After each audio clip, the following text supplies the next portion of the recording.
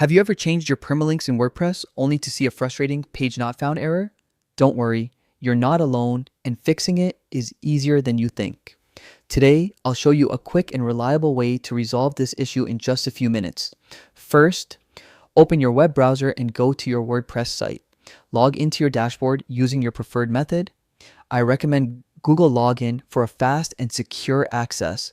Once you're in, you'll land on your WordPress dashboard, where all your website management options are available. Now, let's focus on the pages causing the error. Navigate to the Pages section of your dashboard and find the page that's giving you trouble. Click Quick Edit. This handy feature lets you make changes without opening the full editor.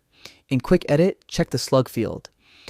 The slug is the part of the URL that defines your page's address. Make sure it reflects the URL you intended. If it's incorrect, update it, then hit Update to save your changes. Finally, refresh your browser and navigate to the page that was showing the error. If everything is done correctly, your page should now load perfectly with no page not found errors. And that's it.